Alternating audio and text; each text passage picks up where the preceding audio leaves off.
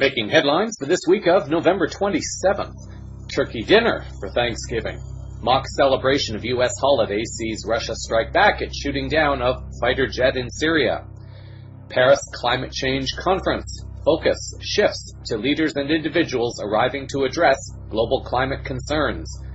On the edge. Next week, the IMF is expected to make a landmark announcement, and it's not likely to favor the U.S. or its dying dollar. And soft disclosure continues. Amidst concern of global events, one subject still has the potential to shake everything else loose for positive change. With news around, upon, within, and beyond our planet, the program making disclosure official. This is Cosmic Vision News. Here is Jeffrey West. Greetings and blessings to all. Once again, I kind of find myself having to go in a direction that I'm not really wanting to go, but it will be important for people to have access to information that may help them to reach their own conclusions about what is happening in Europe and the Middle East at this time. As most listeners will now know, in the past week, a Russian fighter jet was shot down by Turkish forces on November 24th. Depending upon the source one chooses to accept as truth, the plane was either inside Turkish airspace at the time it was shot down, even though it crashed in Syrian territory, or the Turkish military infringed onto Syrian territory for the purposes of taking the jet out. The Irish Times reported on November 25th the surviving Russian pilot as saying that he had received no warnings at all from the Turkish military before being shot down. The London Telegraph added that the shooting down of the plane was a planned provocation of Russia by Turkey. An RT article on November 25th notes 9 quick facts as they relate to this particular incident. Number 1, the jet was shot down at 9:30 a.m. local time on Tuesday, November 24th. 2, it crashed in a rebel-held area in Syria. 3, one pilot was saved, one was killed. Number 4, Turkmen rebels said they killed the pilots while they were parachuting. Number 5, Turkey says the plane violated its airspace and that 10 warnings were given. Number 6, Russian pilot says jet wasn't in Turkish airspace and no warnings were received. Number 7, Turkey accused of violating Syria's sovereignty. Number 8, Turkey immediately called its NATO allies. And number 9, Russia suspects planned provocation. RT writes that Russian Foreign Minister Lavrov is not the only person making such speculations. Former Vice Chief of Staff of the U.S. Air Force, Lieutenant General Tom McInerney, told Fox News, this airplane was not making any maneuvers to attack the territory. It was probably pressing the limits. That's fair, but you don't shoot him down just because of that. I don't really trust President Erdogan in what he is doing, he added. I think it was only an overly aggressive maneuver, and at NORAD, the North American Aerospace Defense Command region, we would not use this kind of rule in engagement. That had to be pre-planned. A Serbian reporter, Petar Vojnovic, reports that Turkey seems to be having trouble getting its facts straight. In an article appearing on the Sputnik News website, the article writes the following.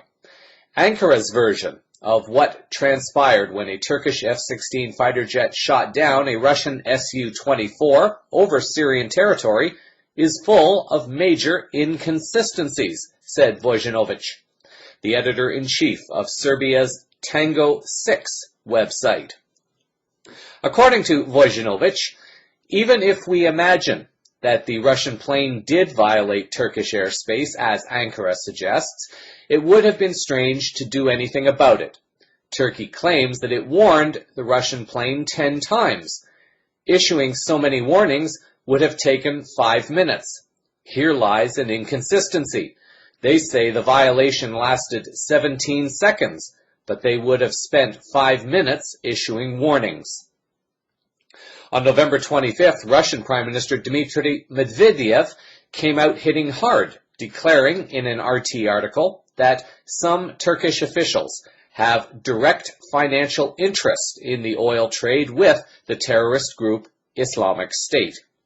According to Medvedev, Turkey's actions are de facto protection of Islamic State. This is no surprise considering the information we have about direct financial interests of some Turkish officials relating to the supply of oil products refined by plants controlled by ISIS. The reckless and criminal actions of the Turkish authorities have caused a dangerous escalation of relations between Russia and NATO, which cannot be justified by any interest, including protection of state borders. For new listeners, ISIS is known by several names, including ISIL, Daesh, Islamic State, and can also be traced back to other groups, including Al-Qaeda. The media seems to be on a campaign to confuse people about the group, its identity, its origins, its members, and who supports it, as well as what its agenda really is. The day before, in responding to the new crisis, Russian President Putin was quoted as saying the following: "Today, they practically declared war on us by shooting down our fighter jet. Our patience wears thin with Erdogan and his criminal clique, who is an accomplice in all atrocities committed by ISIS terrorists. To avoid a bitter war, which nobody craves, for several times I, and this is Putin speaking, told the Americans to muzzle their rabid dog in Turkey." Russia has provided the military a video of the aircraft, including flight data, which appears to prove that the plane never left Syrian airspace, such as has been declared by Turkey. The Times of Israel reported that shortly after the incident, Turkey apparently called an emergency meeting of defense officials in the country, presumably to come up with a strategy for dealing with the severe diplomatic incident. An article appearing on Zero Hedge on November 19th states the following: "At this point, however, 3 things are certain. Whoever the commodity trading house may be that is paying ISIS-affiliated innocent civilians hundreds of millions of dollars for their products, they are perfectly aware just who the source of this deeply discounted crude is. Crude so deeply discounted, in fact, it results in massive profits for the enterprising middlemen who are engaging in openly criminal transactions. The second certainty, whoever this middleman is, it's very well known to the U.S. intelligence services, such as the NSA and CIA, and thus to the Pentagon, and thus the U.S. government. The third certainty is that while the U.S. and Russia and now France are all very theatrically bombing something in the Syrian desert, nobody really knows what, the funding of ISIS continues unabated as someone keeps buying ISIS oil." The article then asks what are arguably the million-dollar questions. Who is the commodity trader breaching every known law of funding terrorism when buying ISIS crude, almost certainly with the tacit approval by various Western alliance governments? And why is it that these governments have allowed said middleman to continue funding ISIS for as long as it has? On November 24th, a London Independent article has speculated on Turkish President Erdogan's agenda in shooting down the jet as having something to do with the Kurdish discontent on Turkish soil, something that Erdogan has been seeking to deal with for some time. The article writes the following: "When the Syrian conflict broke out in 2011, Ankara mistakenly underestimated the strength of Syrian President Assad's regime and supported hardline Islamist groups seeking its downfall. In the process, Turkey also marginalized the Kurds and alienated regional powers like Iran. 4 years later, Assad looks set to hold on to power, and his government will be a central part of a transition plan, one that foreign powers were negotiating last weekend. Turkey's regional rival, Iran, is a key player which can no longer be ignored by the West. Not only does the pro-Assad alliance now have Russian support firmly on its side, but the international community is no longer focused on defeating the regime. Instead, it is concerned with defeating jihadist groups like ISIS. The shift in focus is a significant drawback for Erdogan. Years of support for and investment in Islamic fundamentalist groups like Jabhat al-Nusra, al-Qaeda's affiliate in Syria, and Ahrar al-Sham are about to go to waste. Ankara has played a significant role in allowing ISIS and other jihadists to flourish in Syria and the region. An interesting thing to note about the new Canadian Prime Minister at this point, listeners may recall CVN reporting back in mid-October, just before the Canadian national election, Justin Trudeau was reported by Global News as saying that he would tell off Russian President Putin to his face, given the chance. Perhaps strangely then, Trudeau is suddenly a bit quiet on Russian actions. According to thinkpoll.ca on November 25th, Canada's Prime Minister Justin Trudeau has broken ranks with the United States President Obama and other NATO allies by refusing to blame Russia over the incident in which a Turkish warplane downed the Russian fighter near the Turkey-Syria border.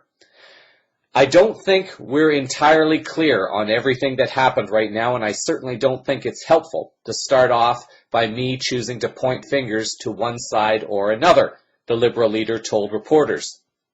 I think it's extremely important that we call for calm, that we work together, that we stand by our NATO ally, absolutely, but do we ensure that this incident doesn't escalate into more such incidents? Has Trudeau been briefed, finally, on what is really going on in the Middle East?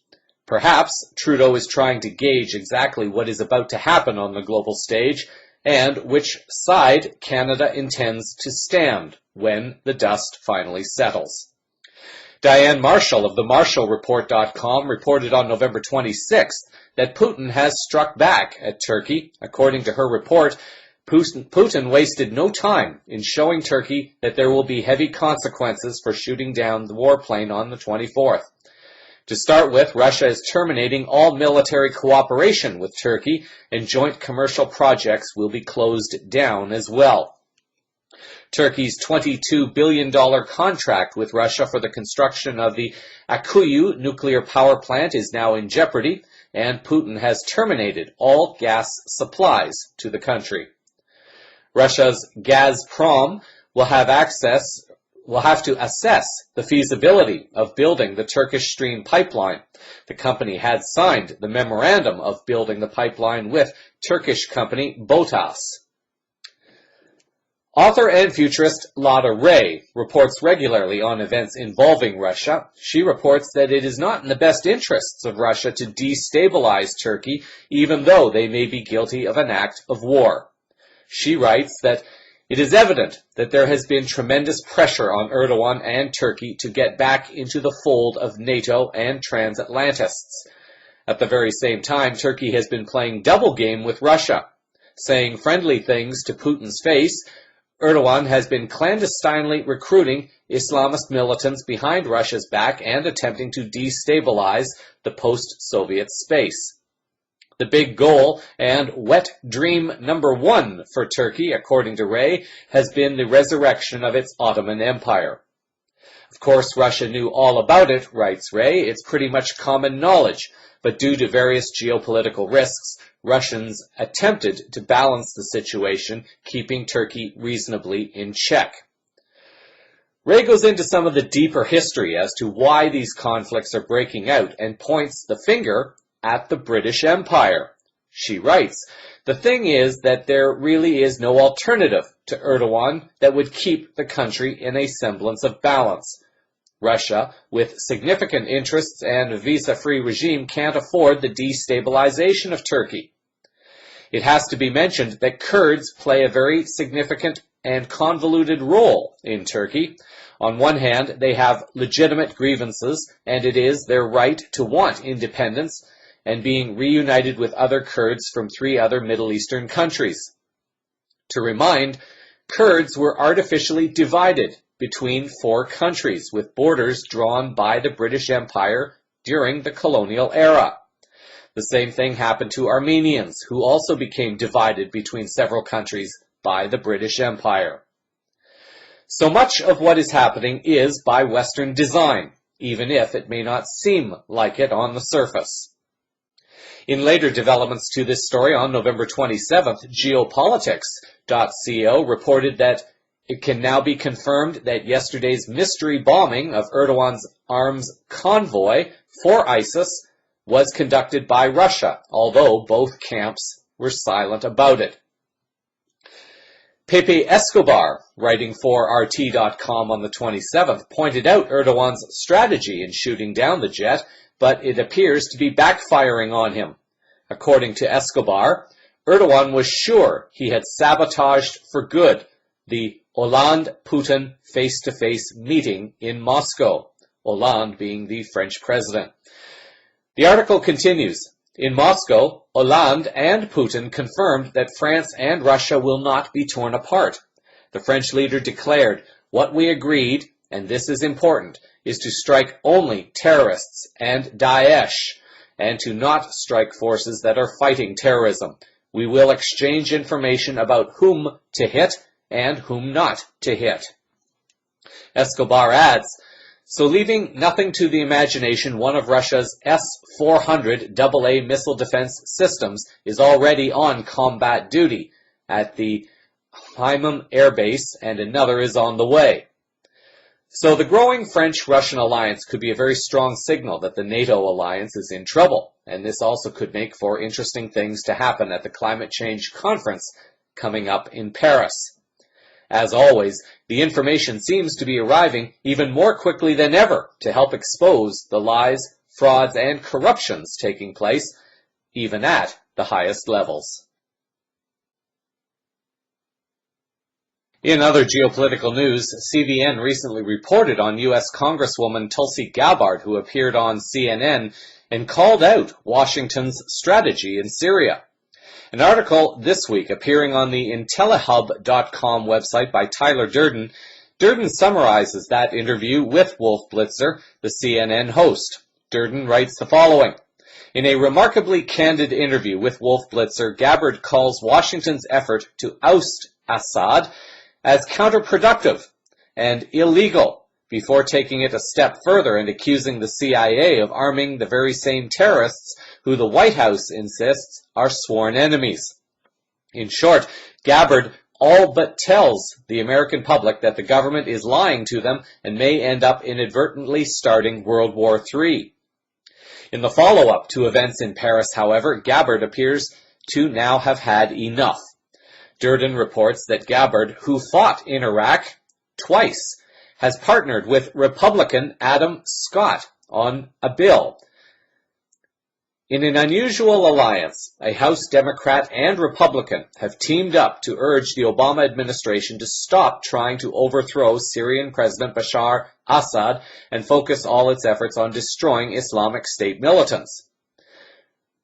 Representatives Tulsi Gabbard, the Democrat, and Austin Scott, the Republican, introduced legislation on Friday to end what they called an illegal war to overthrow Assad, the leader of Syria, accused of killing tens of thousands of Syrian citizens in more than 4-year-old civil war, entangled in a battle against IS extremists, also known as ISIS. The U.S. is waging 2 wars in Syria, Gabbard said. The first is the war against ISIS and other Islamic extremists, which Congress authorized after the attack on 9/11. The second war is the illegal war to overthrow the Syrian government of Assad. Scott said, working to remove Assad at this stage is counterproductive to what I believe our primary mission should be. Since 2013, the CIA has trained an estimated 10,000 fighters, although the number still fighting with so-called moderate forces is unclear. CIA-backed rebels in Syria, who had begun to put serious pressure on Assad's forces, are now under Russian bombardment, with little prospect of rescue by their American patrons, U.S. officials say. The article continues, "For years, the CIA effort had foundered, so much so that over the summer some in Congress proposed cutting its budget. Some CIA-supported rebels had been captured, others had defected to extremist groups." Gabbard complained that Congress has never authorized the CIA effort, though covert programs do not require congressional approval, and the program has been briefed to the intelligence committees as required by law, according to congressional aides who are not authorized to be quoted discussing the matter. Gabbard contends the effort to overthrow Assad is counterproductive because it is helping the Islamic State topple the Syrian leader and take control of all Syria. If the Islamic State were able to seize the Syrian military's weaponry, infrastructure, and hardware, the group would become even more dangerous than it is now and exasperate the refugee crisis. Gabbard, in a recent interview, had this to say. Our mission should be to defeat our enemy, the perpetrators of these attacks, the perpetrators of 9/11 found in Al-Qaeda and ISIS, al-Nusra, and all of these other groups that are working on the ground towards their goal of removing the Syrian government of Assad so that they can take over all of Syria. If that is allowed to occur, we will see a humanitarian disaster unlike anything else, and we'll see a greater threat, not only to the region, but to the world. So we've got to stay focused on what our mission is and stop this illegal, counterproductive war to overthrow the Syrian government of Assad. The article offers 10 reasons why the U.S. must stop the illegal war against Assad, and 2 or 3 of the more notable reasons are these. According to Gabbard, we should not be allying ourselves with these Islamic extremists by helping them achieve their goal, because it is against the security interests of the United States and all of civilization. Even in the best-case scenario that the U.S. successfully overthrows the Syrian government of Assad, it would obligate the U.S. to spend trillions of dollars and the lives of American service members in the futile effort to create a new Syria. This is what we have been trying to do in Iraq for 12 years, and we still have not succeeded. The situation in Syria will be much more difficult than in Iraq. We should learn from our past mistakes in Iraq and Libya that U.S. wars to overthrow secular dictators like Saddam Hussein and Muammar Gaddafi cause even more chaos and human suffering and open the door for Islamic extremists to take over in those countries. May Gabbard be protected in her service of speaking out, and perhaps this may be an indication that there are forces within the U.S. establishment that are getting ready to break down the door and go after those who have been a part of the hijacking, not only of the U.S. government, but of numerous Western governments worldwide. As some listeners will no doubt be aware, we are coming up to a global conference on what could arguably become the defining protocol for our time. Political and corporate leaders alike, and not to mention empowered members of the general public, will be keeping a close eye on the proceedings to determine what may be unfolding as far as a global consensus on the importance of protecting our planet in the future. The trick, as usual, with conferences such as these, is to look for the small diamonds of truth while dismissing information that is irrelevant, while also exposing information that is potentially harmful for humanity and our planet. In a short number of weeks, Canada has gone from being a laughing stock in terms of its environmental direction to suddenly becoming a possible agent for significant change, depending upon how strongly Justin Trudeau supports the planet ahead of the interests of the global cabal. A shift appears to be happening. Yahoo.ca News, in an article by Denis Moore on October 13th, reported on the recent climate change business policy implemented by the recently elected New Democratic Party in the province of Alberta, the main oil-producing province. Premier Notley has come out in favor of carbon pricing. The government is now finding a surprising increase of support from what may seem to be very unusual places. The article writes, "The transition to a lower carbon future is already underway," says the Canadian subsidiary of one of the world's largest fossil or oil companies, which is urging Alberta's new NDP government to put in place a credible climate change policy. And that plan should include a price on carbon. Shell Canada tells the province's climate change panel launched last summer to provide advice to the provincial government on everything from how to cut emissions and improve the province's environmental reputation to how to grow the renewable sector. The article adds that Shell is not alone.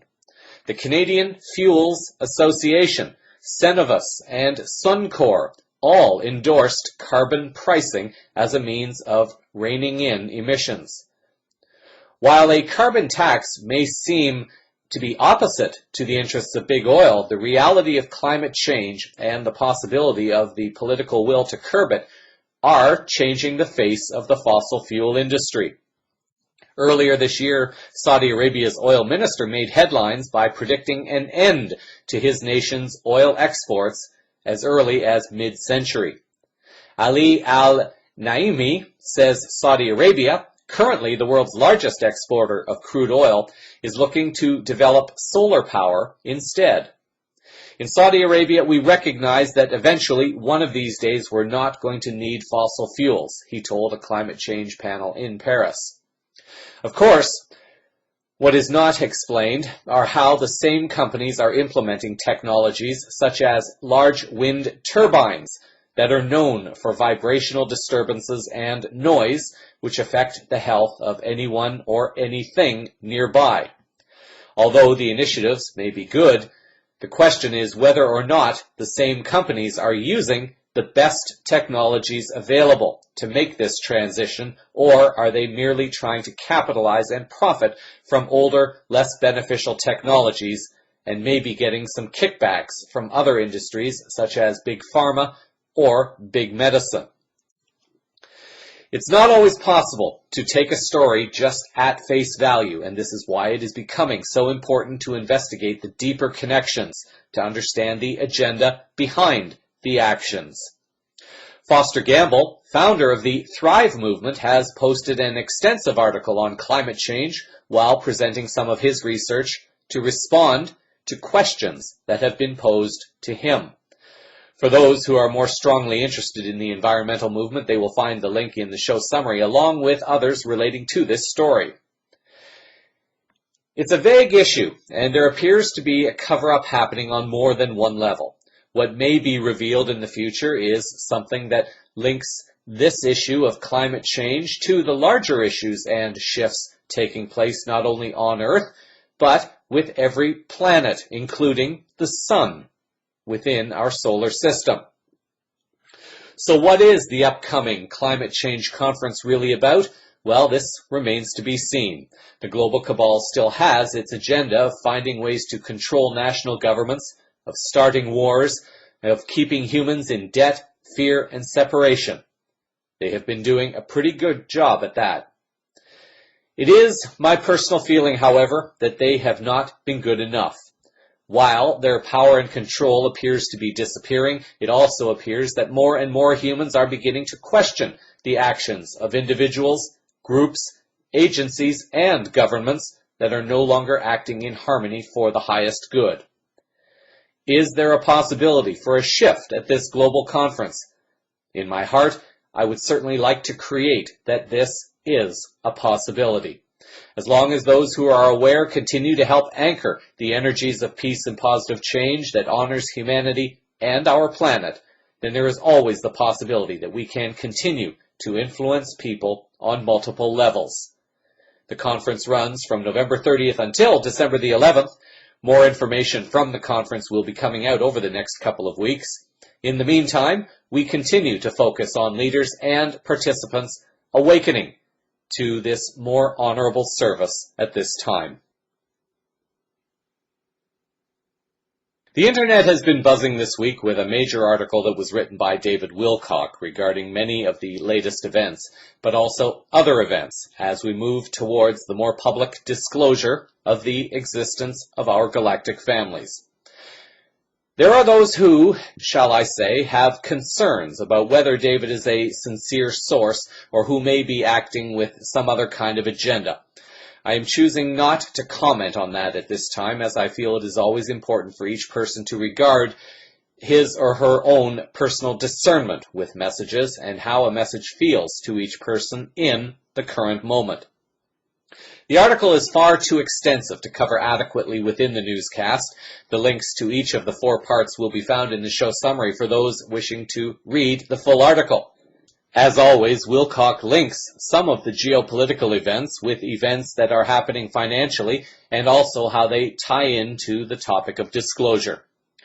What Wilcock comes out with as a lead-in to his article is a statement that, in view of the recent increase in events by the global cabal, the downing of a Russian airliner, the heart attack of the founder of Russia Today in Washington, D.C., the stunning UFO-like missile test over Los Angeles, the Paris shootings, and the Turkish attack on a Russian warplane may all be signs that the war for disclosure is reaching its climax.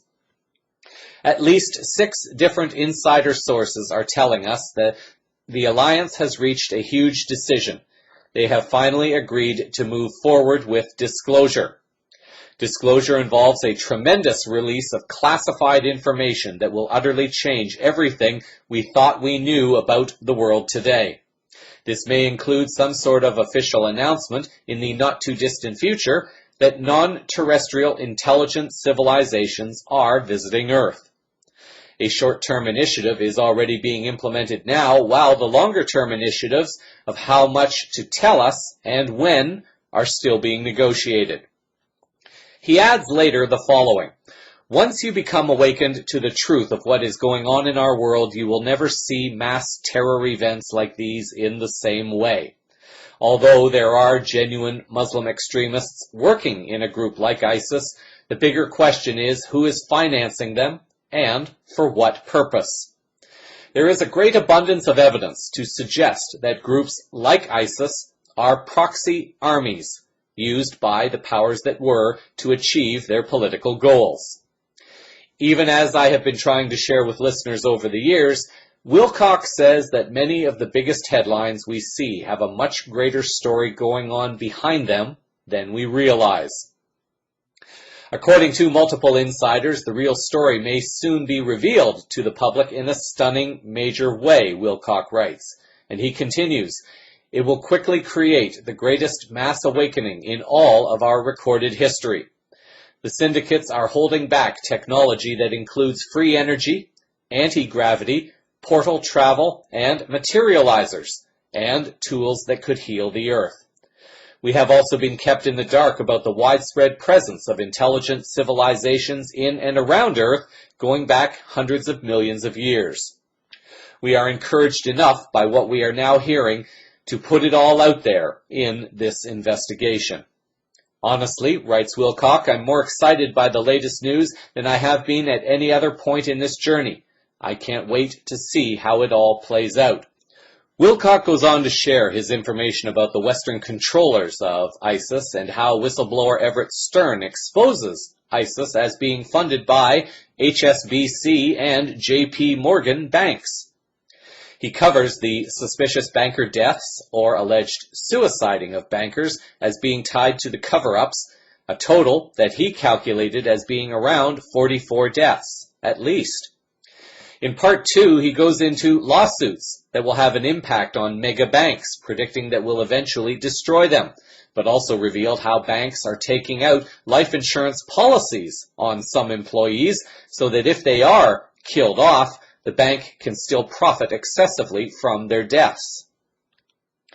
He goes into the videos allegedly put out by the Islamic State and how most, if not all of them, have been faked, and that they have been connected indirectly also to someone working for Republican Senator John McCain. Says Wilcock, once we get disclosure and a revaluing of the truth, most people are going to need serious time and energy to adjust to all the new information. The more you study up about these things before the dam breaks, the more you will be able to help people who will be shocked and disgusted by the news. Everyone will realize how much they have been lied to and be able to live much happier lives. On the positive side, the Alliance is working out the details of apology and relief payments everyone will receive as a part of the healing process. Wilcock goes into some of the suspicious events involving Russia, including the shooting down of the Russian airliner in Egypt, the death of the founder of RT, Mikhail Lesin, in Washington, and almost a week later, or rather, the event happened almost a week later. Wilcock has speculated that Russia is coordinating a massive leak of information in partnership not only with Edward Snowden, but also with Pentagon members of a group that he calls the Alliance. Wilcock describes this alliance as including a majority of the CIA and the Pentagon, as well as Russia, China, Germany, the elected UK government, and France, among many others.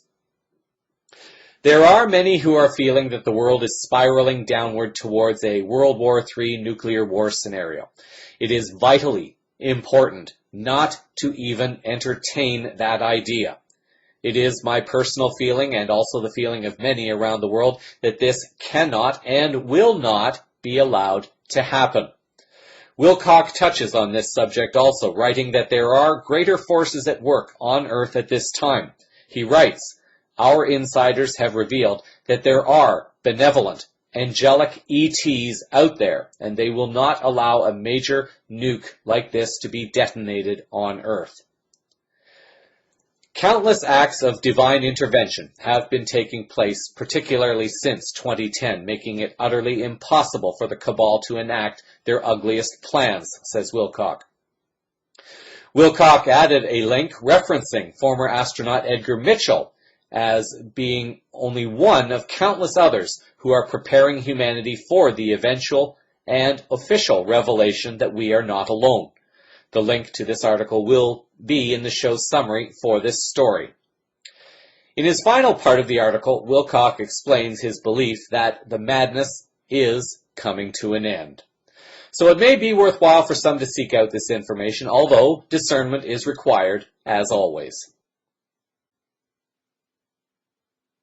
In financial news, the news that perhaps most financial analysts will be keeping an eye on next week is the upcoming meeting of the International Monetary Fund, or IMF, a meeting that is expected to include discussions relating to the adding of the Chinese currency, the yuan, to the Special Drawing Rights, or SDR, currency basket.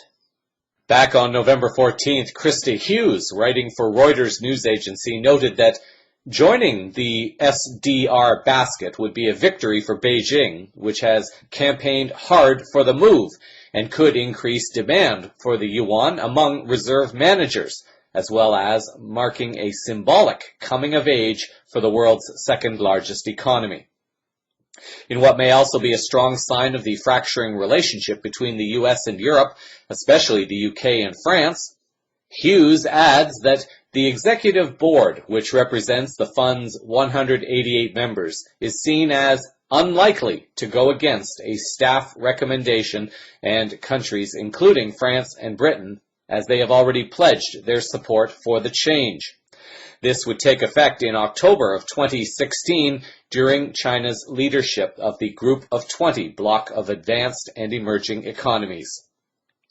In another article by Philip Karinja on the birchgold.com website on November 20th, he writes that IMF chief Christine Lagarde has already thrown her support behind the anticipated move, lending more weight to a positive outcome for the Chinese. Furthermore, the IMF released a statement last week highlighting that the yuan met the criteria necessary for inclusion in the SDR, of being both widely used and widely traded. These are some of the last prerequisites needed for the approval to take place.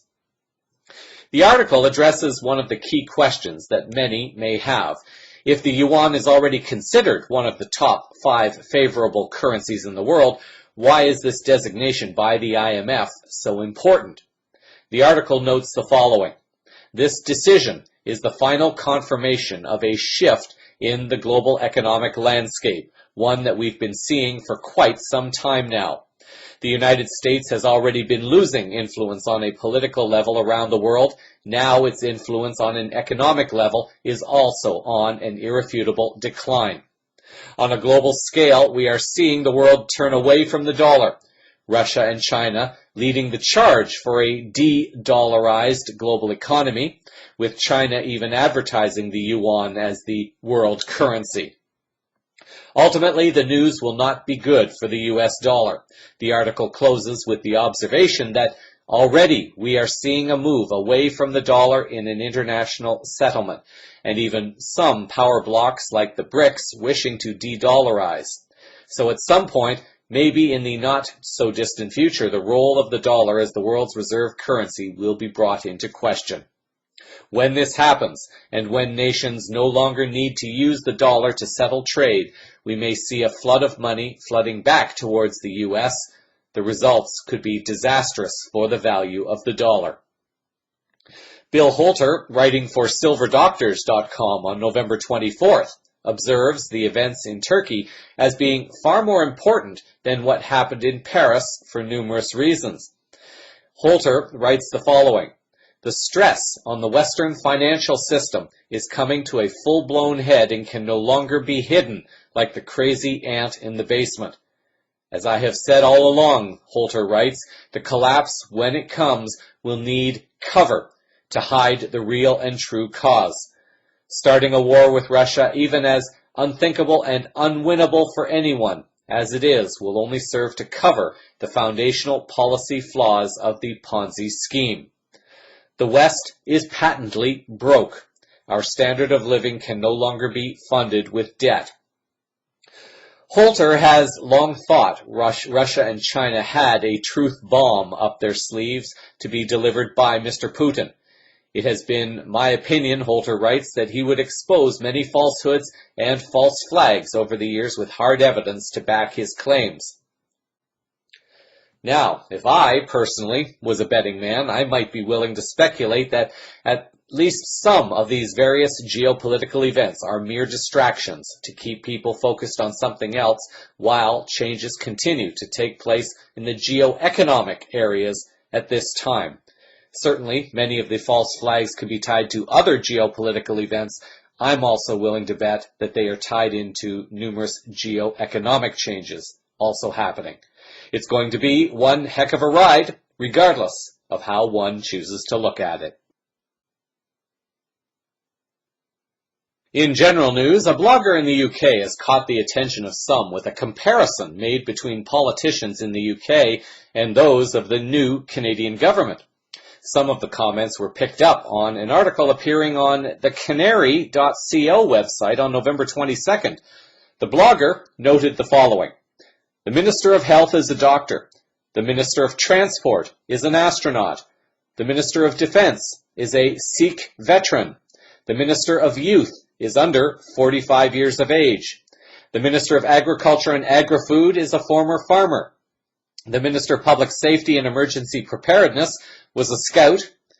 Minister of Innovation, Science and Economic Development was a financial analyst. The Minister of Finance is a successful businessman. The Minister of Justice was a Crown prosecutor and is a First Nations leader. The Minister of Sport and Persons with Disabilities is a visually impaired Paralympian. The Minister of Fisheries and Oceans and Canadian Coast Guard is Inuit. The Minister of Science is a medical geographer with a doctorate. And the Minister of Citizenship, Immigration and Refugees was an immigration critic." The article basically sums up that UK politicians completely lack any credibility for their positions when compared to their Canadian counterparts. There is, however, a looming problem ahead for the new Canadian government. Imagine for a moment if you were a dictator of a country and realized you were about to lose an election, and you wanted to do all you could to preserve your legacy. To what lengths might you be willing to go to accomplish that? It seems some details are coming out to suggest that now former Canadian Prime Minister Stephen Harper hung on to a few cards and may have been trying to stack the deck in his favor. The Edmonton Journal, along with other sources, reported on November 19th that apparently the $2.4 billion surplus that was being reported by the former government for 2016 is now going to be a significant deficit, according to the new Finance Minister Bill Morneau. This puts the new government of Justin Trudeau in a very difficult position because now the government may not have the funding once believed to have been available to fulfill many of its election promises. What is not clear is whether or not this was done by intentional design, but given the history of actions taken by the former government, it would fit within their pattern of acting to set up a trap for an incoming government.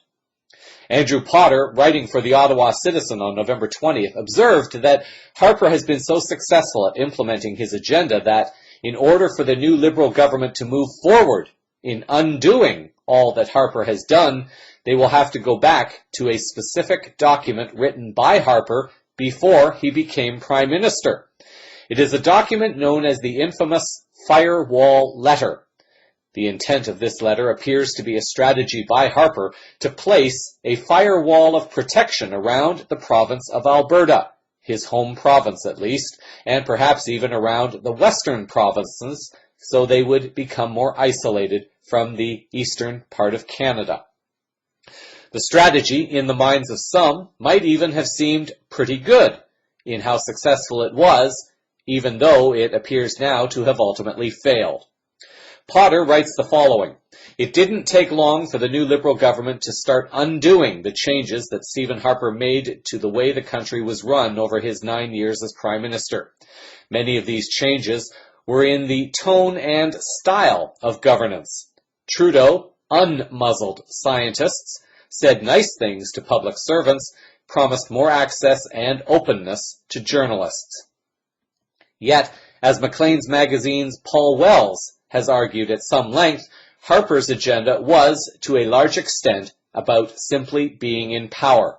The longer he was in power, the longer Canadians had to get used to the idea of a conservative government and get used to the changes he had made, to the point where they would eventually seem like just part of the furniture of the world."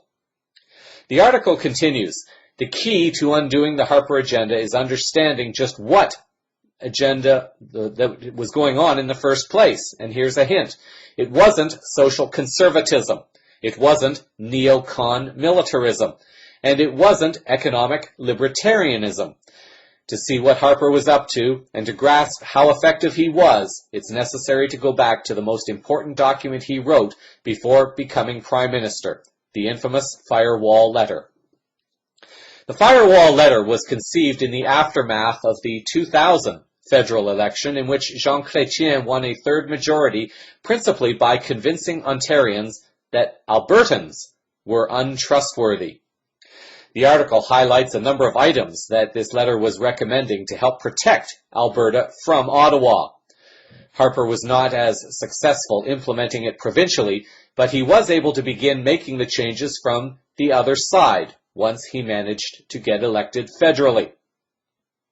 The article adds the following: Harper also probably realized, even as he was drafting the letter, how little the province could do using its own powers to protect itself from the sorts of things that Liberal Ottawa was inclined to do. Because here's the thing.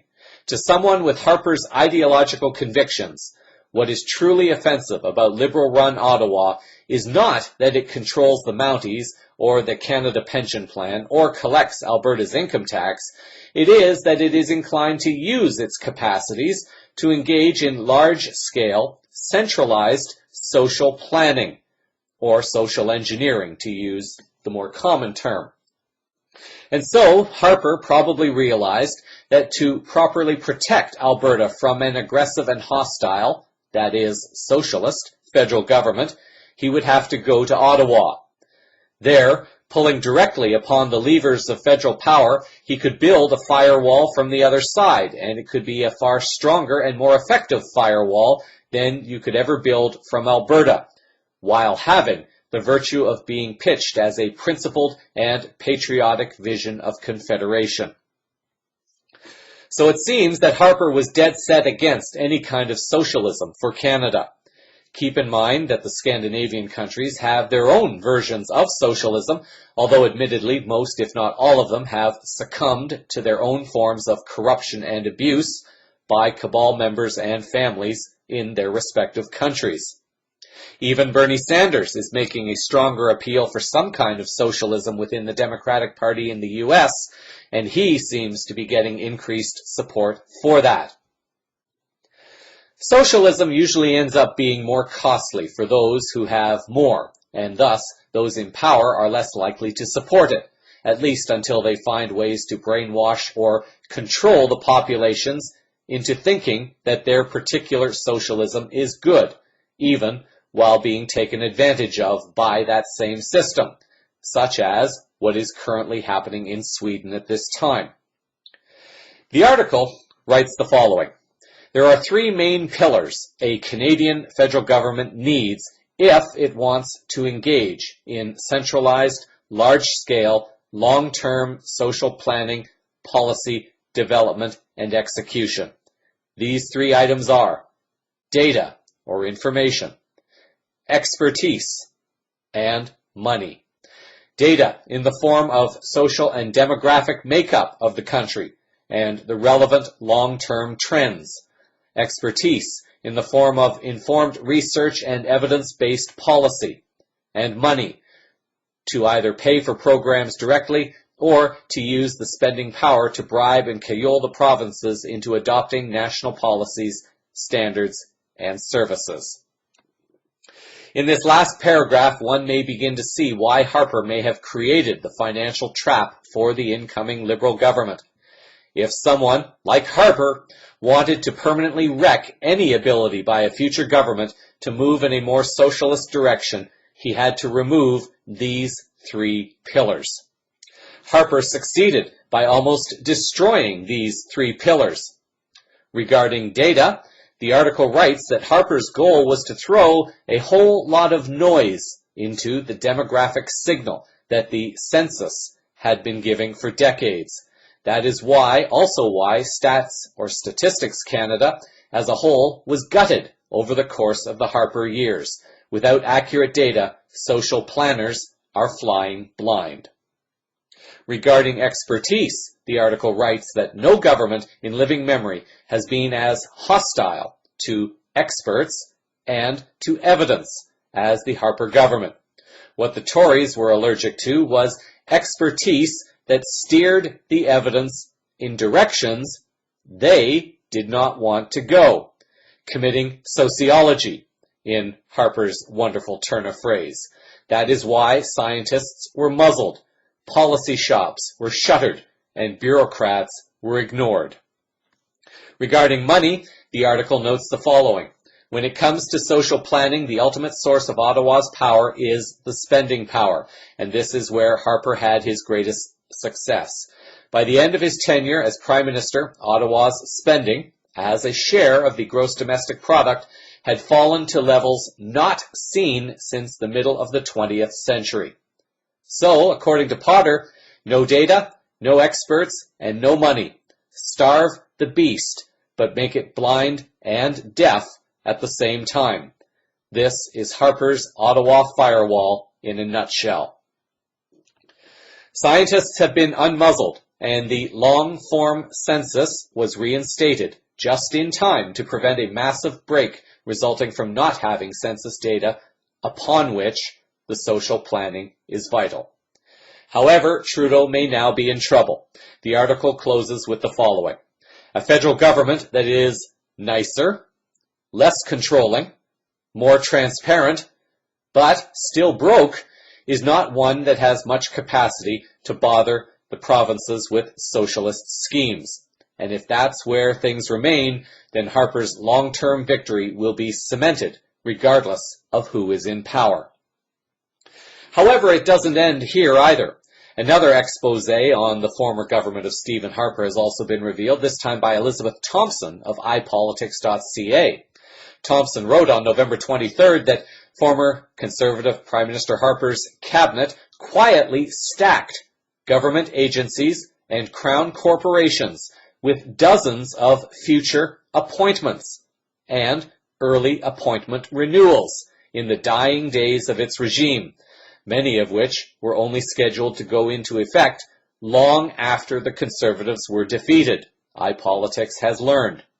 The move by Harper's government constrains Liberal Prime Minister Trudeau's ability to put his government's stamp on some key agencies, like the National Energy Board, which regulates things like the construction of pipelines and the import of crude oil and natural gas.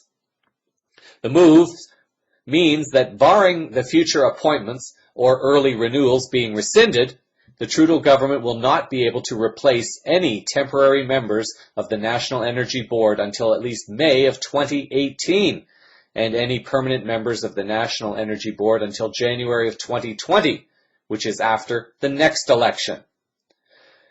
A Liberal senator who handled appointments for a previous Liberal government noted that it was unprecedented and unbelievable that a government would resort to a tactic such as this. Percy Down was quoted as saying that, "I have never heard of the like of that ever. It's amazing, and that's a big story." Particularly with the National Energy Board, they were trying to tie the hands of the future government, which is not fair game at all.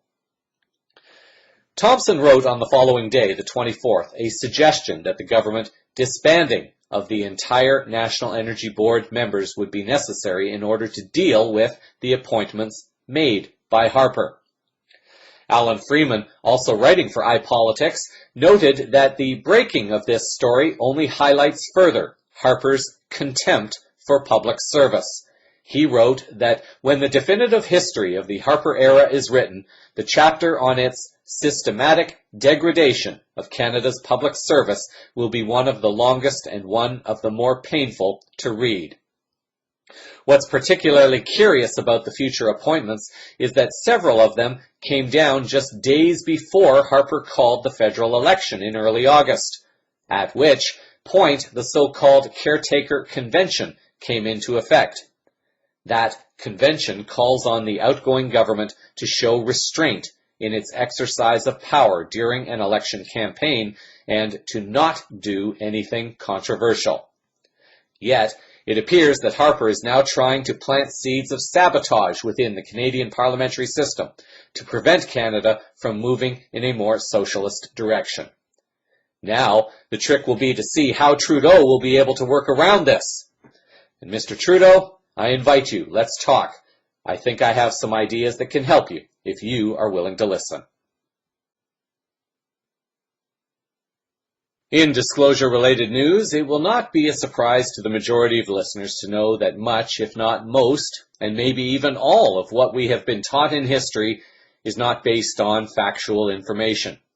This, of course, is a subjective statement to make, and each person will interpret that statement relative to his or her current worldview in the current moment. An article appearing on the UFOholic.com website on November 18th looks at some of the historical information now being revealed to increasingly more mainstream channels. The article writes the following: "There are many documented ancient tribes from all over the globe, some still surviving, telling stories of gods much older than the one we believe in, who came to Earth to shed some light upon the lesser human race. They called them the children of Enoch and described them as superior beings from a distant space or dimension, specifically the vicinity of a star we now call Sirius, who either visited or indirectly gave birth to the Sumerian civilization and presumably erected later dominating civilizations like the Toltec and the ancient Egyptian and Mayan empires, capable of building structures that have modern-day scientists scratching their heads. An ancient tribe from Africa called Dogon has been speaking about a dark sister since before history has even been documented. The tribe had vast knowledge concerning a nearby star system and its precise functioning. The star we now call Sirius and its mysterious companion was actually discovered much later. German astrologer Friedrich Bessel first noticed an irregularity with the planet Sirius, and his investigation concluded that something else, another celestial body, must be affecting this movement, something that has now been proven by modern science with the discovery of Sirius B. The article continues, sharing that it took modern science and equipment decades to discover what the ancient Egyptians or Dogon have known for more than 5,000 years. The fact that ancient people from different periods of time and parts of the globe had almost identical astronomical knowledge we have only been able to uncover lately is also mind-boggling. Well, only mind-boggling to those who are only able to perceive the world from a more limited three-dimensional space of awareness. No surprise again for most listeners. The article notes the Dogon tribe as sharing even more information relating to a third star named Emiya in the Sirius star system, of which modern science currently and allegedly has no awareness or knowledge about. In closing, the article notes that all these intriguing facts make many believe that history before a certain point was either erased or brutally modified according to the will of rulers across time. Every area of the globe has been under totalitarian rule at some point in recent history, in the last 3,000 years or so. So you can imagine the amount of knowledge forged or burned depending on the interests of each regime. The history we learn in modern school or watch documentaries about is mostly based on conflict. The peaceful periods are rarely mentioned, but the future of the human race could one day depend upon what these ancient civilizations were trying to tell us for thousands of years. In their own ways, various sources are attempting to disclose the reality that we are not alone in the universe, and in fact we are not alone here on Earth either. The Spirit Science website, in an article by Arjun Valia on November 19th, noted the following. Today, more so than ever, the topic of UFOs and extraterrestrials is a very popular one. Although stories of aliens and UFOs have been the subject of ridicule, fantasy, and science fiction for decades, recent revelations within the past few years from a number of high-ranking military personnel, political personnel, defense intelligence agency personnel, along with a number of academics, has been shifting this topic from conspiracy theory to reality. Not only has that helped, but the release of thousands of pages of documents from dozens of governments around the world has added more fuel to the flame, as a number of people are now demanding answers regarding a secret that's been hushed up for decades. The article mentions 5 former NASA personnel who have spoken publicly on what they know. Although this list continues to grow, at least these 5 have information that can be researched online. The late Dr. Brian O'Leary, whom I had the pleasure of meeting about a year before his passing, was quoted as saying the following: "There is abundant evidence that we are being contacted, that civilizations have been monitoring us for a very long time, that their appearance is bizarre from any type of traditional materialistic Western point of view, that these visitors use the technologies of consciousness, they use toroids, they use co-rotating magnetic disks for their propulsion systems. That seems to be a common denominator of the UFO phenomenon." Gordon Cooper, former astronaut, aeronautical engineer, and test pilot, was quoted as saying, "In my opinion, I think that they were worried that it would panic the public, so they started telling lies about it. And then I think they had to tell another lie to cover their first lie. Now they don't know how to get out of it. Now it's going to be so embarrassing to admit that all these administrations have told so many untruths. It would be embarrassing getting out of it. There are a number of extraterrestrial vehicles out there cruising around."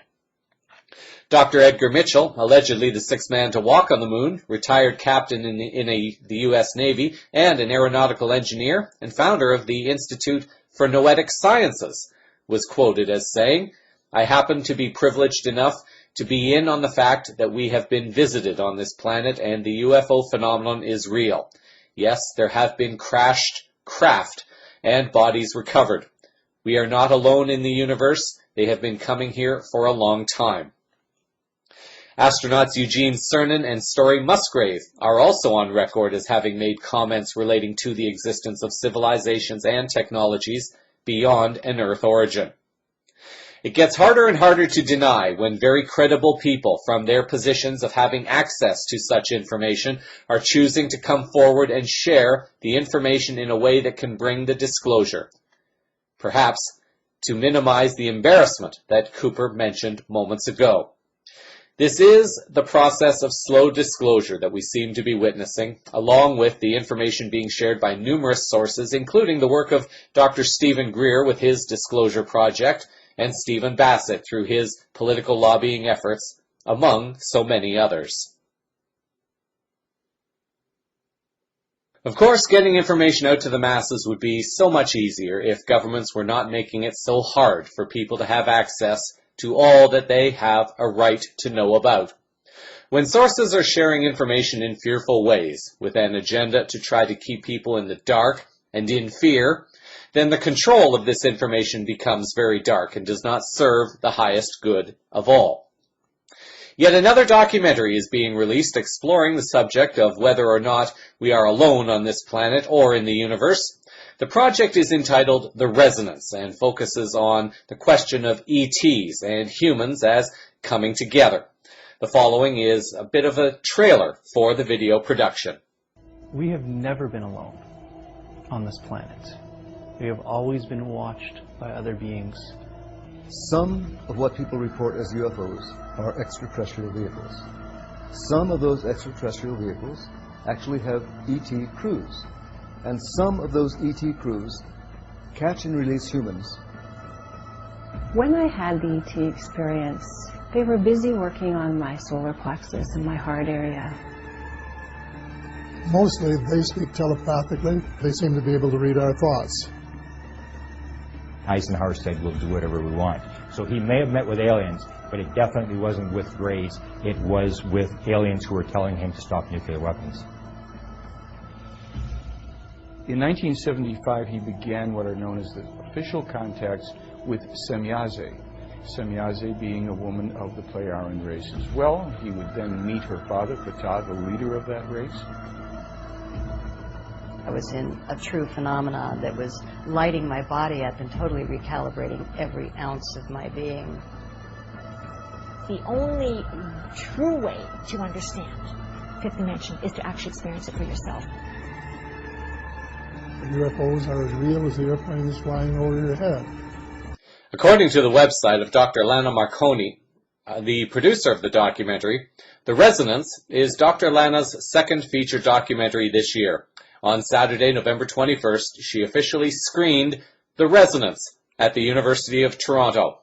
The film features 13 incredible experts, including the Honourable Paul Hellyer, former Minister of National Defence in Canada. CVN attempted to reach out to Dr. Marconi for comment on the production, but she did not reply in time for the newscast. Links will appear in the show summary for those wishing more information.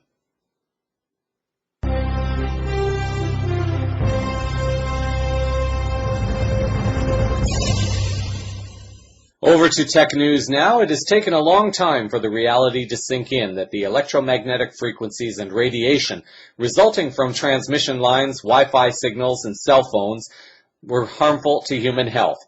Unfortunately, those were also tools that are necessary for humanity to be connected to the information they are now using to wake up to all that has been going on. In many ways, it has been a bit like a double-edged sword. CVN has shared over the years how so much technology has been suppressed, and that only now are new technologies beginning to flow out to people and inspiring them to use the technologies in their own way to help make a difference. Back in 2011, Harold Haas began developing a new kind of internet network, one that he identifies as LiFi, or light fidelity. In a presentation at a TED conference in 2011, Haas spoke of the following, and keep in mind that this was 4 years ago. Do you know that we have 1.4 million cellular radio masts deployed worldwide, and these are base stations, and we also have more than 5 billion of these devices here. These are cellular mobile phones, and with these mobile phones we transmit more than 600 terabytes of data every month. This is a 6 with 14 zeros, a very large number. Wireless communications has become a utility like electricity and water. We use it every day. We use it in our everyday life, in our private lives, in our business lives. And we even have to be asked sometimes very kindly to switch off the mobile phone at events like this, for good reasons. It is this importance that's why I decided to look into the issues that this technology has, because it's so fundamental to our lives. And one of the issues is capacity. The way we transmit wireless data is using electromagnetic waves, in particular radio waves. And the radio waves are limited, they are scarce, they are expensive, and we only have a certain range of it. It is this limitation that doesn't cope with the demand of wireless data transmission, the number of bytes and data we transmit every month, and we are simply running out of spectrum. There's another problem, that is efficiency. These 1.4 million cellular radio masts or base stations consume a lot of energy. And mind you, most of the energy is not used to transmit the radio waves. It is used to cool the base stations. And the efficiency of such a base station is only at about 5%. And that creates a big problem. Then there's another issue that you're all aware of. You have to switch off your mobile phones during flights. In hospitals, there are security issues. Security is another issue. These radio waves penetrate through walls. They can be intercepted, and somebody can make use of your network if he has bad intentions. So these are the main 4 issues. But on the other hand, we have 14 billion of these light bulbs. Light. And light is part of the electromagnetic spectrum. So let's look at this in the context of the entire electromagnetic spectrum, where we have gamma rays. You don't want to get close to gamma rays, it's simply dangerous. X-rays, useful when you go to hospitals. Then there's ultraviolet light. It's good for nice suntan, but otherwise dangerous for the human body. Infrared, due to eye safety regulations, can be only used with low powers. And then we have the radio waves, the issues I've just mentioned. And in the middle there, we have this visible light spectrum. It's light. And light has been around for many millions of years. And in fact, it has created us, it has created life, has created all the stuff of life. So it's inherently safe to use. It wouldn't be great to use that for wireless communications. Not only that, I compared the entire spectrum. I compared the radio waves spectrum, the size of it, with the size of the visible light spectrum. And guess what? We have 10,000 times more of that spectrum, which is there for us to use. So not only that we have this huge amount of spectrum, let's compare that with the number I've just mentioned. We have 1.4 million expensively deployed, inefficient radio cellular base stations. And multiply that by 10,000, then you end up at 14 billion. And 14 billion are the number of light bulbs installed already. So we have the infrastructure there. Look at the ceiling. You see all these light bulbs. Go to the main floor. You see these light bulbs. Can we use them for communications? Yes. What do we need to do? We have to replace these inefficient incandescent light bulbs and fluorescent lights by these new technology of LED light bulbs. An LED is a semiconductor. It's an electronic device. And it has a very, very nice and cute property. Its intensity can be modulated at very high speeds, and it can be switched off at very high speeds. And this is a fundamental, basic property that we exploit with our technology. So let's show how we do that. Let's go to the closest neighbor to the visible light spectrum, go to remote controls. You all know the remote controls have an infrared LED. Basically, you switch on the LED, and when it's off, you switch it off, and it creates a simple, low-speed data stream in 10,000 bits per second, 20,000 bits per second, not usable for a YouTube video. What we have done is we have developed a technology with which we can, first of all, replace the remote control by light bulb. We transmit with our technology not only a single data stream, we transmit thousands of data streams in parallel at even higher speeds. And the technology we have developed, it's called SIM-OFDM and spatial modulation. These are the only technical terms. I'm not going into details, but this is how we enabled that light source to transmit data. What we've done is we have also developed a demonstrator, and I'm showing for the first time in public this visible light demonstrator. And what we have here is an ordinary desk lamp. We fitted in an LED light bulb worth $3, put in our signal processing technology. And then what we have here is a little hole, and the light goes through that hole. There's a receiver. The receiver will convert these little subtle changes in the amplitude that we create there into an electrical signal, and the signal is then converted back to a high-speed data stream. In the future, we hope that we can integrate this little hole into these smartphones, and not only integrate a photo detector here, but maybe use the camera inside. So what happens when I switch on that light? As you would expect, it's a light, a desk lamp. It's illuminating the space. But at the same time, you see this video coming up here. And this is a video, high-definition video, that is transmitted through that light beam. And if you look at the light, it is illuminating as you would expect. You don't notice with your human eye, you don't notice the subtle changes in the amplitude that we impress onto this light bulb. It's serving the purpose of illumination, but at the same time, we are able to transmit this data. And you see even light from the ceiling comes down here into the receiver. It can ignore that constant light because all the receiver is interested in these subtle changes.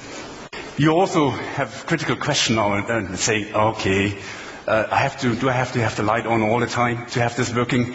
And the answer is yes, but you can dim down the light to a level that it appears to be off, and you are still able to transmit data. That's possible. You would agree with me that light doesn't penetrate through walls.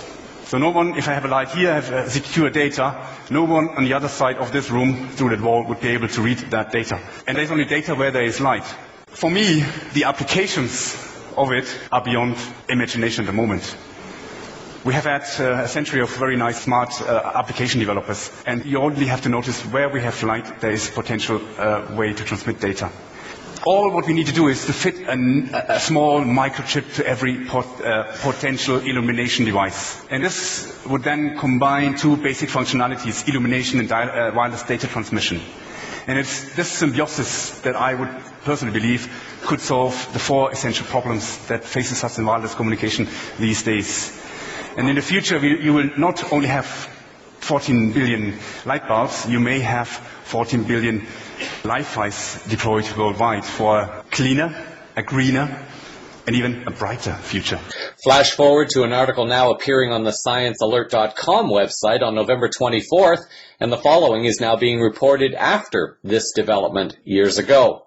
According to the article, expect to hear a whole lot more about LiFi, a wireless technology that transmits high-speed data using visible light communication, or VLC, in the coming months. With scientists achieving speeds of 224 gigabits per second in the lab using LiFi earlier this year, the potential for this technology to change everything about the way we use the internet is huge. And now, scientists have taken LiFi out of the lab for the first time, trialing it in offices and industrial environments in Tallinn, Estonia, reporting that they can achieve data transmission at 1 gigabyte per second. That's 100 times faster than current average Wi-Fi speeds. The article adds that the benefits of LiFi over Wi-Fi, other than potentially much faster speeds, is that because light cannot pass through walls, it makes it a whole lot more secure. And as Anthony Cuthbertson points out at the International Business Times UK, this also means there's less interference between devices. While Cuthbertson says LiFi will probably not completely replace Wi-Fi in the coming decades, the two technologies could be used together to achieve more efficient and secure networks. Our homes, offices, and industry buildings have already been fitted with infrastructure to provide Wi-Fi, and ripping all of this out to replace it with LiFi technology isn't particularly feasible. So the idea is to retrofit the devices we have right now to work with LiFi technology. Research teams around the world are working on just that. LiFi experts reported for The Conversation last month that Haas and his teams have launched Pure LiFi, a company that offers a plug-and-play application for secure wireless internet access with a capacity of 11.5 megabits per second, which is comparable to first-generation Wi-Fi. And French tech company Oldecom is in process of installing its own LiFi technology in local hospitals. For those possessing such knowledge, it may not be particularly hard to retrofit a house or a community, so the information being released here has the potential to give a few people the idea and the initiative to take this idea further to help support themselves or perhaps their community. What remains to be determined is whether or not the frequencies of light being used will have any significant impact on humans.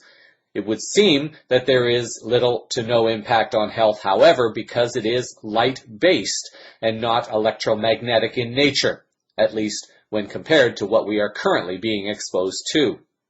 Links will be in the show summary for those choosing to view the video. Finally, in health news, last week CVN introduced the first part of a three-part series featuring Jeremy Halpin discussing the energy consciousness model. Last week, he discussed the purpose and meaning of specific trigger points on the body, points that are well known and studied within Eastern traditions of health and healing, but which are not completely accepted within the Western model of medicine. These points form the basis for the practices of acupuncture and acupressure. These points are part of a larger network, a series of meridians within the body, but also energetic meridians that link separate individuals, such as a mother and her baby. This week, Halpin discusses myriad meridians, the many networks of energy relating to healing oneself within the energy consciousness model. Some time ago, a mother of a newborn baby came to see me for treatment. She brought her baby with her.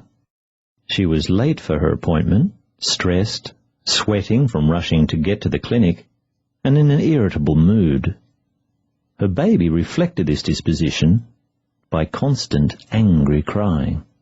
I gave her the option of having a child with her on the shiatsu mat instead of in its cot in the pram, but she declined. A brief diagnosis of her hara, a diagnostic technique used in Zen shiatsu, covering reflex zones in the abdominal area, showed strong tension in her heart protector energy. For more on the heart protector, click on the link. I decided to work on the heart protector meridian in her arms before checking again. Within about 90 seconds she began to relax and took a deep sighing breath in and out.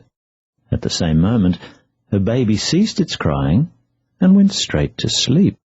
It only began to stir again an hour or so later as its mother got up to leave after the shiatsu session was finished. Mysterious meridians. Interestingly, this wasn't even the first time I'd experienced this exact dynamic in clinic when treating stressed mothers with their equally stressed babies present. As an acupuncture student, I remember being taught that there is a strong meridian energy bond between the mother and child that decays over the first few years of the child's life. The traditional Chinese medicine saying, to treat the child, first treat the mother, applies here. The theory is that long after the physical tie of the umbilical cord is cut, the meridian interconnection remains. The virtual umbilical cord of meridian consciousness is still active. It is around this time that a quick refresher on the energy consciousness model is needed. The energy consciousness model employs a software metaphor to describe and practically work with the physical body. While working through the physical body, the aim is to contact the energy flowing through and animating it. It includes the aspect of mental and emotional processes affecting physical ones, and vice versa. Many disciplines employing this model work with the meridian system, a network of energy pathways, points and fields. Moving between points. Last week, click here if you missed it, we looked at the nature of individual points. While we discovered these were not as one-dimensional as the name suggests, there are other ways to connect energy flows in and around the body-mind. Meridians are often portrayed in schematic-looking diagrams showing skinny lines travelling mostly vertically up and down the body. It is safe to say this is only a general approximation of how they manifest through the body. Meridians can and do vary in area, intensity of pulsation or flow, and level of accessibility, whether they are superficial or deeper lying.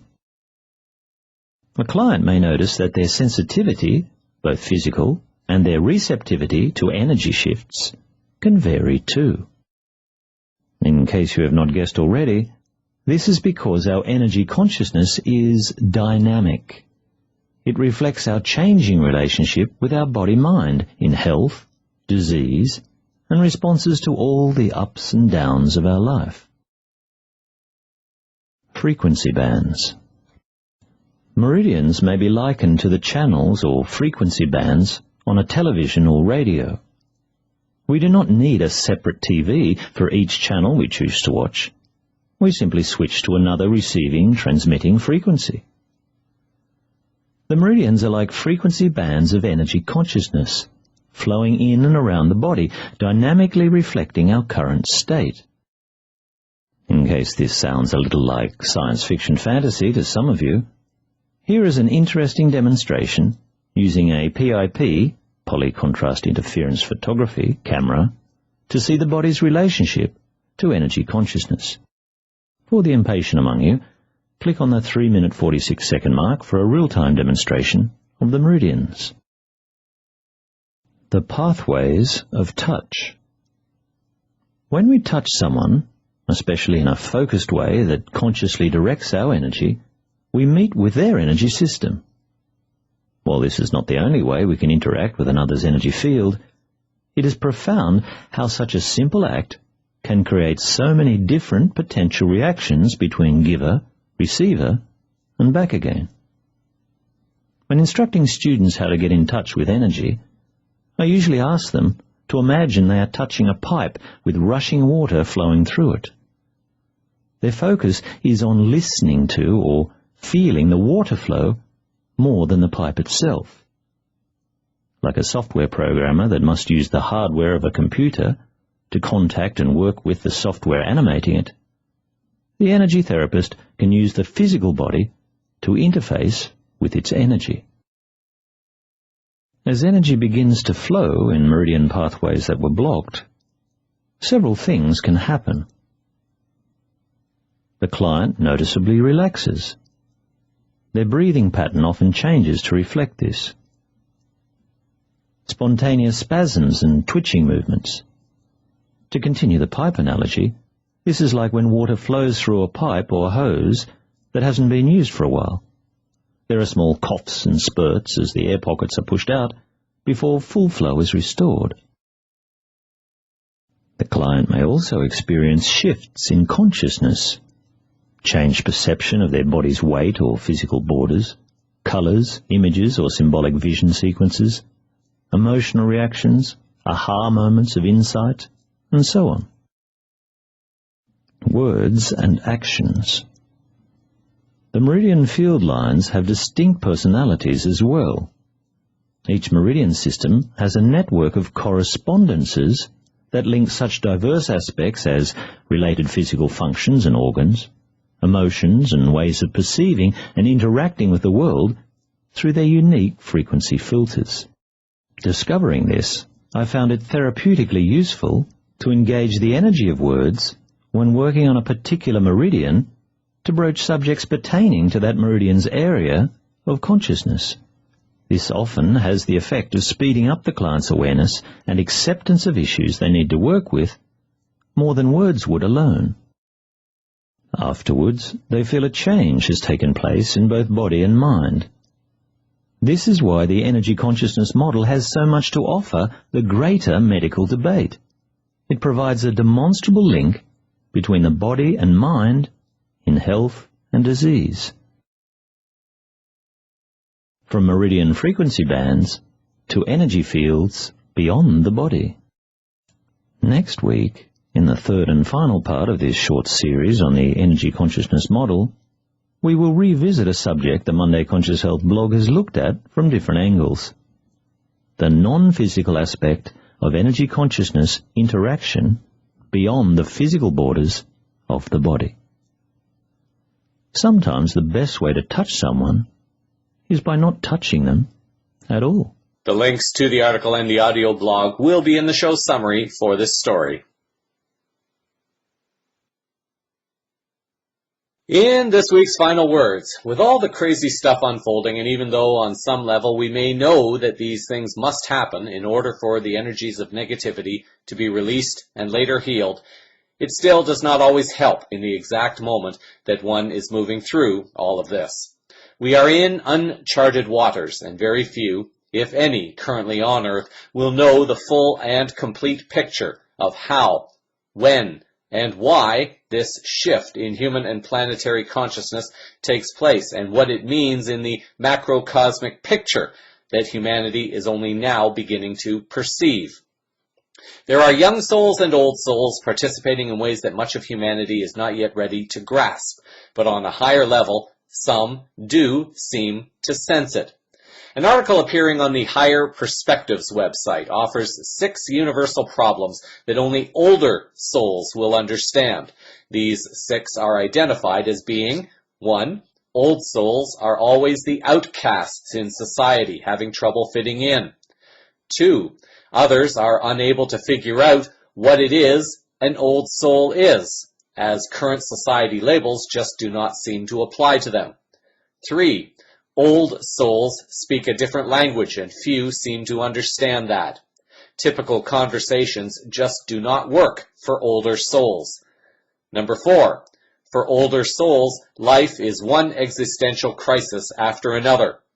They cannot sit around and ignore their existence like others can, but they do also have to cultivate greater self-love. 5. For older souls, finding a kindred spirit is very challenging, thus making it harder for those souls to fit in, as described moments ago. And number 6, old souls strive to make the world a better place. Activism is their outlet, and it is about leaving the planet better than when it was found. Of course, more and more people are coming forward and declaring who they are, and thus people are beginning to move into greater collectives to either anchor or to create energies of healing and positive change for humanity and our planet. Wes Annick, writing on the Culture of Awareness blog for November 22nd, notes 10 reasons why a global shift in consciousness is needed right now. Even though a lot of negativity is rising to the surface at this time, Annick writes that they're opening their minds to new, inventive solutions to the world's problems, and they're slowly realizing that love is the only way to change anything. They're stepping out onto the world stage to wake up more people, and the result is that millions of people are aware of the inner and outer changes that need to be made and are willing to contribute in some way. They're embracing peace and love for the first time, and they're mobilizing in ways that put the hippie generation to shame. Thanks to them, the conscious community is more alive and active than ever, and our strength will only grow in the years ahead.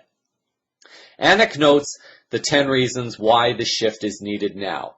1. People are not only unhappy, but they are depressed and miserable. Being aware of one's true identity can help light a path away from these feelings. Number 2. People are complacent and unaware of government and corporate corruption, and they mostly rely on mainstream news for information. 3. People lack compassion. As the events in Paris prove, it is the media that tells the story, who to pray for and who to perceive as the enemy, despite all the unreported events that are judged to be less important or not important at all. Number 4 of the reasons why the shift is needed, people are out of touch with nature. We have forgotten that nature is crucial for the survival of humanity on this planet, at least in our current form. Says Annick, a global awakening would put us all in touch with nature while helping us remember its true power, and then we might finally respect it and fight for its preservation. Number 5, people have forgotten what life is supposed to be. We've been conditioned to see and experience life in a completely different way than it was meant to be experienced. Number 6, people are more focused on money than true inner abundance. Number 7, people have forgotten that we are our own creator, and we're constantly connected with higher planes of existence. Annick shares that an absence of genuine spirituality, meaning an absence of love, is arguably the cause of all the world's problems. Number 8, people have forgotten to respect each other's differences. Number 9, people have forgotten that we have a purpose and that we can change the world. As I have shared with listeners, we are uniquely different and yet equally beautiful, and each has a message to share with the world at this time to help co-create the overall goal we are claiming to want to experience. And the number 10 reason for why this shift is needed now: people have forgotten to value the present moment. Anak adds the following: this awakening has nothing to do with everyone suddenly becoming spiritual or conforming to the same peace and love outlook. It has more to do with people of all colors, faiths, and cultures coming together and respecting our differences so we can create the kind of world most people want. Finally, I'd like to share another message that has been given by Jim Carrey. Now, there are those who may argue that he is this or that he is that. I'm asking people to put that judgment aside and try to feel the energies of the message itself. Create a wonderful week. Until the next moment of now, I leave you with Jim Carrey's explanation of the meaning of life. I watched the effect of my father's love and humor and how it altered the world around me. And I thought, that's something to do. That's something worth my time. When I was about 28, after a decade as a professional comedian, I realized one night in LA that the purpose of my life had always been to free people from concern, just like my dad. I did something that made people present their best selves to me wherever I go. How will you serve the world? What do they need that your talent can provide? That's all you have to figure out. I can tell you from experience, the effect you have on others is the most valuable currency there is. Because ultimately, we're not the avatars we create. We're not the pictures on the film stock. We are the light that shines through. All else is just smoke and mirrors, distracting, but not truly compelling. That peace that we're after lies somewhere beyond personality, beyond the perception of others, beyond invention and disguise, even beyond effort itself. You can join the game, fight the wars, play with form all you want, but to find real peace, you have to let the armor go.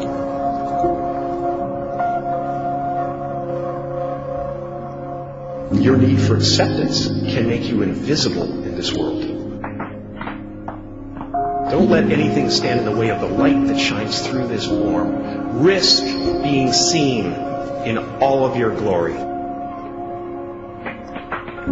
I've often said that I wished people could realize all their dreams and wealth and fame, and so that they could see that it's not where you're going to find your sense of completion. Like many of you, I was concerned about going out into the world and doing something bigger than myself. Until someone smarter than myself made me realize that there is nothing bigger than myself. Our eyes are not viewers. They are also projectors that are running a second story over the picture that we see in front of us all the time. Fear is writing that script, and the working title is, I'll Never Be Enough. I'm just making a conscious choice to perceive challenges as something beneficial so that I can deal with them in the most productive way. You'll come up with your own style. That's part of the fun.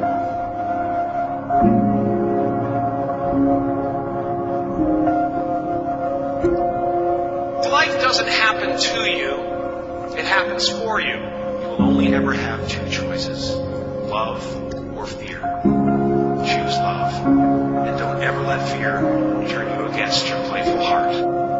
All that will be left of you is what was in your heart. My soul is not contained within the limits of my body. My body is contained within the limitlessness of my soul. You could fail at what you don't want, so you might as well take a chance on doing what you love. Relax and dream up a good life.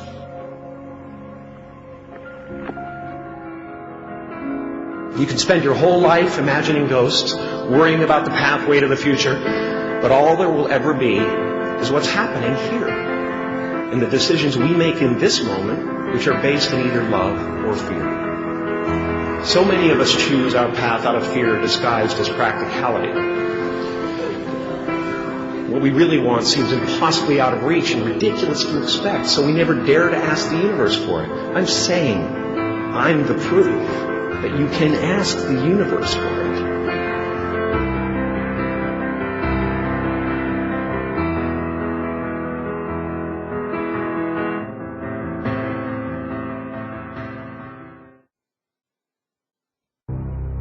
So that is a sample of the unfolding higher consciousness news around the world this week. Cosmic Vision News is broadcast weekly from the CosmicVisionNews.com website. Links to stories used in this broadcast are published in the show summary, which is available on the website blog. CVN can be followed through the CVN Facebook page, Scene page, YouTube channel, and Twitter, Google+, and LinkedIn. Thank you for sharing your time with me. I'm Jeffrey West, reminding you that heaven on earth is a choice we must make and not a place we must find. Until our next moment of now, stay grounded in love, hold the vision of light and peace in your hearts, and keep your eyes to the skies. Disclosure is unfolding all around you. Namaste.